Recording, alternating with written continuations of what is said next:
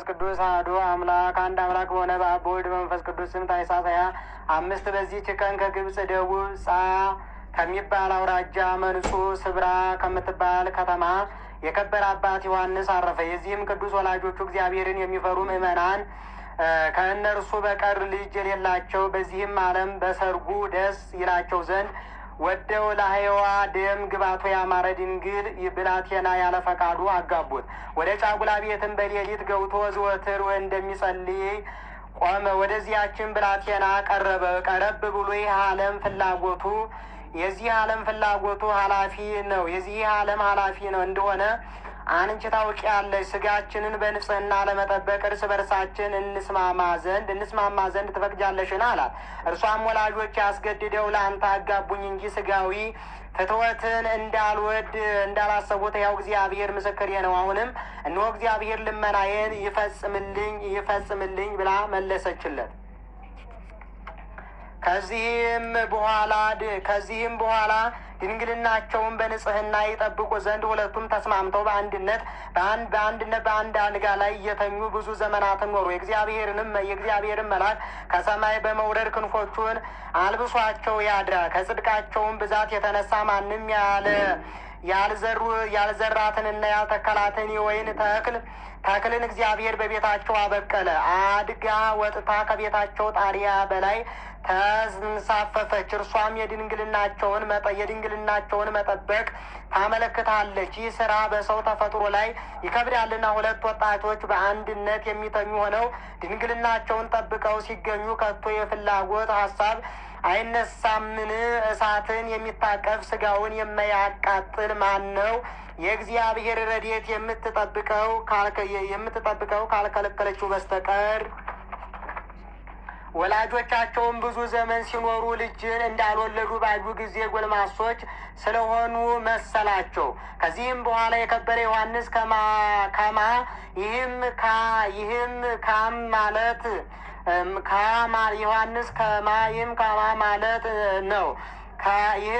ማለት ነው። እንዲህ አላት። እህቴ ሆይ እኔ ወደ አስቄጥስ ገዳም ሂጄ እመነኩስ ዘንድ እሻለሁ፣ ግን ያላንቺ ፈቃድ ምን ማድረግ አይቻለኝምና አላት። እርሷም የምትሻውን አድርግ፣ እግዚአብሔርም ከኔ የተፈታህ አደርግህ ዘንድ አለችው። ይህንንም ባለችው ጊዜ ወደ ደናግል ገዳም ወሰዳት። በዚያም መንኩሳ እመምኔት ሆነች። ድንቆች ተአምራትንም የምታደርግ ሆነች። እግዚአብሔርንም አገለገለችው።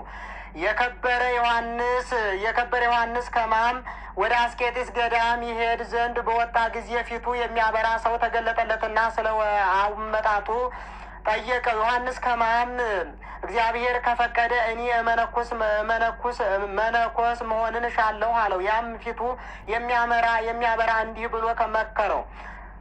ከአባ መቃርስ ገዳም ወደሚኖር ወደ ከበረ አባ ዳኑዲ በዓት ሂደህ በእርሱ ዘንድ ኑር። እርሱም የምንኩስናንም ስርዓት ያስተምር። ያም ፊቱ ብሩህ የሆነ ወደ አባ ዳኑዲ በዓት እስካደረሰው ድረስ እያጽናናው አብሮት ተጓዘ።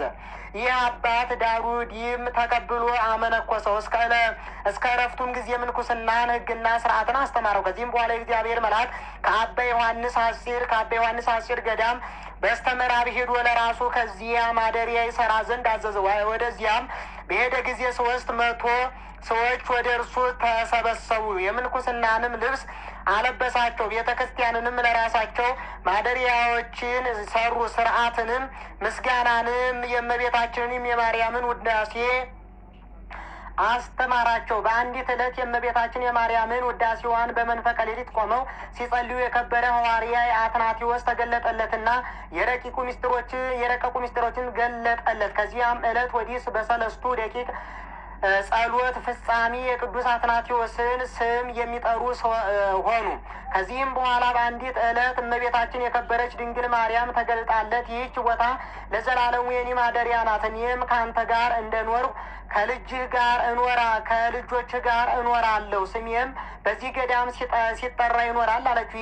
ይህች ቤተ ክርስቲያን አምላክን በወለደች በእመቤታችን በቅድስት ድንግል ማርያም ስም የተሰራች ናት። በላይኛውም ግብጽ ገዳማት አሉ። በውስጣቸውም የሚኖሩ መነኮሳት በእርሱ ጥላ ስር መሆን ወደው ወደ እርሳቸው ወደ እርሳቸው ወጥቶ የእርሱን ሥርዓተ ማኅበርና ሕግ ያስተምራቸው ዘንድ እየለመኑት ወደ እርሱ መልእክትን ላኩ። እርሱም ከደቀ መዛሙርቱ አንዱን ስሙ ሲኖዳ የሚባለውን ጠርቶ እኔ እስከምመለስ ለመነኮሳቱም ቁምላቸው አለው። እሱም አባ ዮሐንስ ከላይኛው ግብፅ እስኪመለስ በእግሮቹ ቆመ። አላንቀላፋም፣ በምድር ላይም አልተኛም አልተቀመጠም። በተመለሰም ጊዜ ቆሞ እግሮቹም አብጠው ተልተው ከእሳቸውም ትል ሲወጣ አገኘ። አባ ዮሐንስ ልጄ ሲኖዳ ሆይ ለምን ይህን አደረግህ አለው። እኔ ቁምላቸው ብዬ ያዘዝኩህ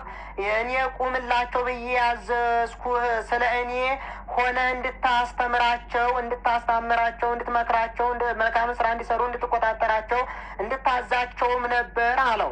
እርሱም ከእግሮቹ በታች ሰግዶ አባቴ ሆይ ይቅር በለኝ ከበጎ ስራ ምን አልሰራሁምና አለው። ከዚህን በኋላ ከዚህ ከኃላፊው ዓለም ድካም ተለይቶ በዘላለማዊ የተድላ ማደሪያ የሚያርፍበት ጊዜ ሲቀርብ ጥቂት ታሞ ነፍሱን በእግዚአብሔር እጅ አስረከበ። ለእግዚአብሔር ምስጋና ይሁን፣ እኛንም በዚህ አባት ጸሎት ይማረን ይቅር ይበለን፣ በረከቱ ከእኛ ጋር ትኑር ለዘላለሙ አሜን። ሰላም ለአጻብዒከ ወለአጽፋሪከ አዲ ዘአስተርአያ በጸሎት ወበአምሳለ ማቶት ነዳዲ ፈጻሜ ብጽዓት ዮሐንስ ከማ እንበለ ትጐንዲ በሰላም ካህበ ለአባ ዳኑዲ አርቆተ ቅዱሳን ዘተውህበ በክሳዱ ይሁዲ። በዚህችም ዕለት በሜዶናውያንና በሞዓባውያን ዘመነ መንግስት የከበሩ አምስቱ መቃባውያን በሰማዕትነት ሞቱ። ክፋትን የሚወዳት ስሙ ፂሩጻይዳን የሚባል አንድ ንጉሥ ነበረ። ከስልጣኑም በታች የጸኑ ጭፍሮች አሉት። የሚያመልካቸውም 50 ወንዶች 50 በሴቶች 50 በወንዶች 50 የተሰሩ ጣዖታቶች አሉት። በጠዋትና በማታ መስዋዕትን ያቀርብላቸዋል። ሰዎቹንም እንዲሰዉ ያስገድዳቸው ነበር። ከብንያም ወገን የሆነ ስሙ መቃቢስ የሚባል አንድ ሰው ነበረ። ለእርሱም መልካሞች የጸኑ 3 ልጆች አሉት። ከእርሳቸውም ግስላውን እንደ ዶሮ አንቆ የሚገድል አለ። በአንዲት ዓመታትም አንበሳ የሚገድል አለ። በአንድ ጊዜ ሰይፍ መዛም በሰልፍ ውስጥ 100 ሰው የሚገድል ሰይፍም መዞ 100 ሰው በሰልፍ ጊዜ የሚገድል አለ። እነርሱም ውበትንና ግርማን የተሸለሙ ናቸው። ከሁሉ የሚሻል የልብ ውበትን እነርሱ የሥጋ ሞትን ያልፈሩ እግዚአብሔርን የሚያመልኩ ናቸውና ንጉሡም እናንተ አመፀኞች ለአማልክቶቼ እንዴት አትሰግዱም አላቸው። እነሱም በአንድ ቃል እኛ ለረከሱ አማልክቶችህ አንሰግድም፣ እኛንም አንተንም ለፈጠረ ሕዝቡንም በእውነትና በቅንነት ይጠብቅ ዘንድ ለነገሰ ለንጉሠ ሰማይ ወምድር ለሆነ ለአምላካችን ለቅዱስ እግዚአብሔር እንሰግዳለን እንጂ አሉት። ከዚህም በኋላ የተራቡ አራዊትን በላያቸው እንዲሰዱ አዘዘ። እነዚያም ለቅዱሳን ሰግደው እኒያም አናብስት ለቅዱሳን ሰግደው ተመልሰው ከካህዲያን 75 ሰዎችን ገደሉ። በጭንቅም ወደ ማደሪያቸው መለሷቸው። እሊያም እሊህን ቅዱሳን ወደ ወህኒ ቤት ጨምሯቸው። ሌሎች 2 ወንዶችንም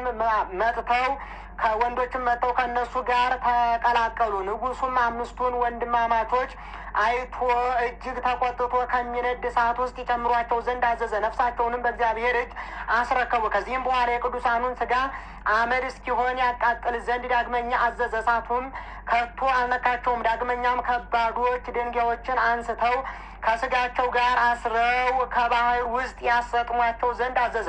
ባህሩም አላሰጠማቸውም። ለዱር አራዊትና ለሰማይ ወፎች እንዲጥሏቸው አዘዘ።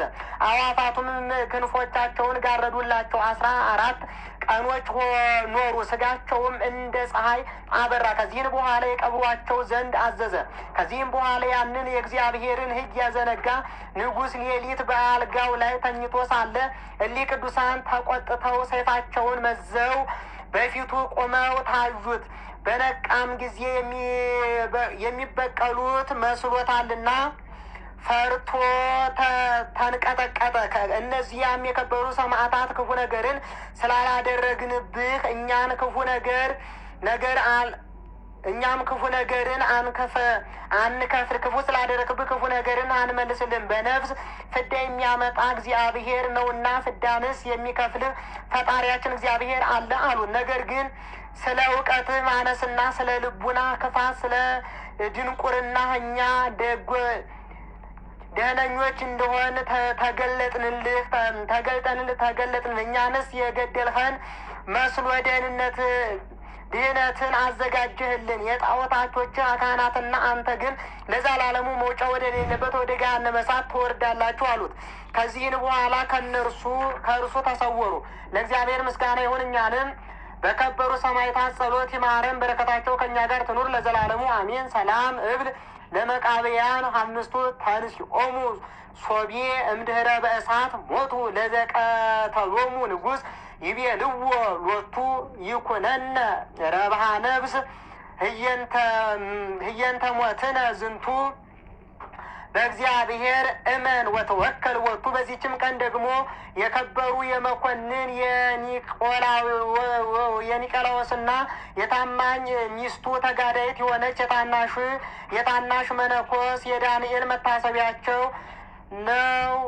ዛቅረብኩ ማሕሌተ ዘኪርየ ኢላፈ እምእለ ተጸምዱከ ዘልፈ ለእለ አነብብ ተወከፍ ዘንዴትየ መጽሐፈ እንተ ረሰይከ እግዚኦ ጸሪቀ መበለት ውእቱበ እምእላቡ ውላን ዘተርፈ ነቢያት ቅዱሳን ሐዋርያት ሰባክያን ሰማዕት ወጻድቃን ደናግል አዲ ወመነኮሳት ሄራን ባርኮ ጉባኤ ዛቲ መካን እስከ አረጋዊ ልሂቅ ወንዑስ ሕፃን ለዘጸሐፎ በክርታስ ወለዘአጸሐፎ እንዘ ይደርስ ለዘአንበቦ ወለዘተርጎሞ በልሳን ሐዲስ ወለዘሰማ ቃሎ በእዝነ መንፈስ በጸሎተ እሙ ማርያም አራቂተ ኩሉ እምባይስ ህውረ ይማረነ ኢየሱስ ክርስቶስ ህውረ ይማረነ ኢየሱስ ክርስቶስ ህውረ ይማረነ ኢየሱስ ክርስቶስ።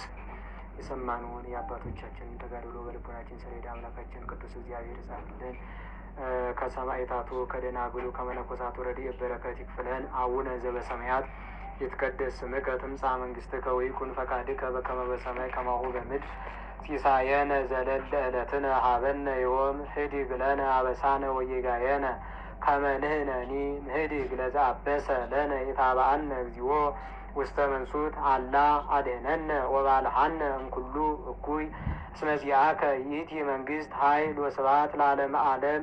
በሰላመ ቅዱስ ገብርኤል መልአክ ወእግዝእትየ ማርያም ሰላም ለኪ ድንግል በሊናኪ ወድንግል በስጋኪ እመ እግዚአብሔር ጸባኦት ሰላም ለኪ ውሩክት አንቲ እማንስት ወውሩክ ፍሬ ከርስኪ ተፈሥሒ ፍሥሕት ኦ ምልዕተ ጸጋ እግዚአብሔር ምስሌኪ ሰአሊ ወጸሊ ለነ ምሕረተ ሀበ ፍቁር ወልድኪ ኢየሱስ ክርስቶስ ከመ ይስረይ ለነ ኃጣውኢነ። በጽርሐ ጽዮን ላይ የወረደ የአብ ጸጋ የወልድ ፍቅር የመንፈስ ቅዱስ አንድነት የእናታችን የንጽሕተ ንጹሐን የቅድስተ ቅዱሳን የድንግል ማርያም ምልጃና ጸሎት የቅዱሳን መላእክት የቅዱሳን ጻድቃን ሰማዕታት የዚህ ቅዱሳን አበው ደናግል መነኮሳት ተራዳኢነት ምልጃና ጸሎት በሁላችን ላይ ለዘላለሙ ጸንቶ ይኑር።